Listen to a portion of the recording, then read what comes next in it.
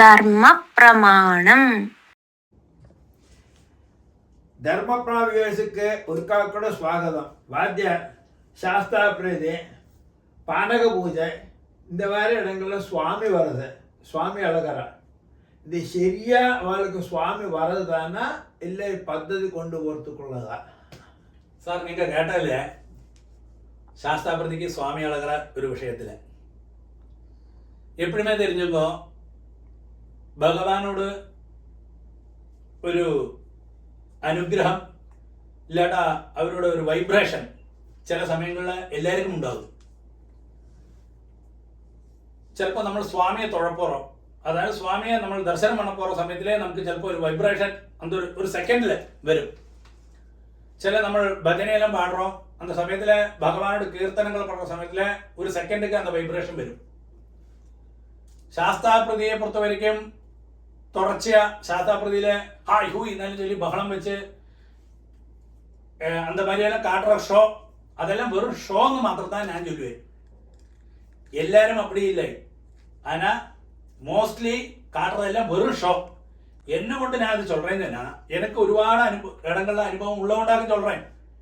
ஒரு இடத்துல இப்படி சாஸ்தாபிரதிக்கு சுவாமி இളകിட்டு இருந்தார்.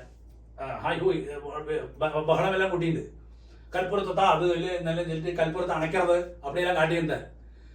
അവസാനം വേറൊരുത്തനും സ്വാമി ഇവര് സ്വാമി ഇളകറ കണ്ടിട്ട് ഇനി ഒരുത്തനും ഉടനെ എഴുതുന്നത്.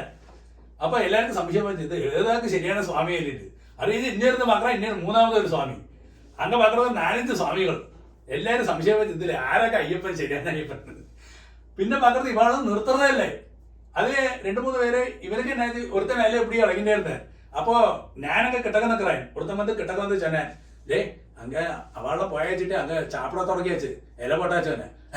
அப்போ இவன் உடனே வேகம் கண்ணை முடிச்சுட்டு ஐயோ சொல்லிட்டு ഇളനീരെ കൊണ്ടുപോവാ, ഒരു ഇളനീരെ കുടിച്ച സ്വാമി. ഇത് അപ്പൊ അന്നൊക്കെ എനിക്ക് മനസ്സിലാച്ച കാരണം ഇതെല്ലാം ഒരു തട്ടിപ്പാക്കുന്നുള്ളൂ, കാരണം ഇതെല്ലാം ഫ്രോഡാക്കുന്ന അർത്ഥം. ഇപ്പൊ എല്ലാമേ ഞാൻ ചൊല്ലല്ലേ, ആനാ ചില സ്വാമികളുള്ള ഫ്രോഡ് മാത്രമല്ല. എനിക്ക് தெரிஞ்ச ഒരു വിഷയം കൂടി ഞാൻ അതിലേ തുടരാൻ വ്യക്തമാണ്. ഒരു സ്വാമി பஜனம் இழகிறதுக்கு முன்னாடி, அதாவது சுவாமி இழகிறதுக்கு முன்னாடி அவர் காத்தால ஹேண்ட்ஸ் இல்லையா, ஹேண்ட்ஸும் பேன் பேராகும் வாயில் வைக்கிற நான் கண்டிருக்கேன். மாத்திரமல்ல தலே நாளைக்கு அவரே இந்த ட்ரிங்க்ஸ் பண்ணி வழியில படுத்து இருக்கிற ஆளாக்கும் காத்தால சுவாமி ஆയിട്ട് வந்திருக்காரு ஐயப்பன்.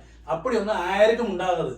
നമുക്ക് ചൊല്ലിയിരിക്ക ആചാരങ്ങൾ, അതായത് സന്ധ്യാവന്ദനങ്ങൾ, ഉപാസനകൾ, എല്ലാ മാധ്യാനികം, ബ്രഹ്മയജ്ഞം, ദേവഋഷി തർപ്പണങ്ങൾ, സായം സന്ധ്യാവന്തനം, ജപം എല്ലാം കൃത്യമാ പண்றவனுக்கு മാത്രം அந்த சுவாமி வரலாம். எப்படி சொன்னா அதுவும் ஒரு செகண்டுக்கு மாத்திரம் தான். பாக்கி இந்த காட்டுற எல்லாம் இப்படி வாழை பிடிச்சு காட்டுறது, அது இது പാൻപരാഗ് കൊടുക്കുന്നത്, ഹാൻഡ്സ് കൊടുക്കുന്നത്, അതായത് കുടിക്കുന്നത്, ഇതെല്ലാം அந்த மாதிரி എല്ലാം സ്വാമി ഇളകറെല്ലാം വെറും ഫ്രോഡാക്കും, നമ്പർ 1 ഫ്രോഡാക്കുന്നുള്ള ഒരു കാര്യത്തിൽ സംശയമേ ഇല്ലേ. നിങ്ങൾ അവളെ നിരീക്ഷിക്കുന്നു, അവ എന്നാക്കും പண்றாന്നുള്ളത് അതെല്ലാം ഒരു കാര്യത്തിലും നടത്തുന്നത്. അവ എന്നെ ചേരാന്ന് നമുക്ക് തിരിയില്ലേ. പക്ഷെ ഇന്നൊക്കെ എല്ലാം നമ്മളെല്ലാം പാത്രമാക്കും എപ്പിടിയെല്ലാം കാണുന്നത്. അപ്പൊ നമുക്ക് വിശ്വാസമില്ല കയറുന്നത്, എല്ലാം ഷോ കാണുന്നത്. അപ്പൊ இந்த ആചാരങ്ങളെല്ലാം ഇനിയും കൊണ്ടു നടക്കുന്നത് அந்த மாதிரி ആൾക്കാരെ ഒന്നും കൂടെ വാങ്ങില്ലേ.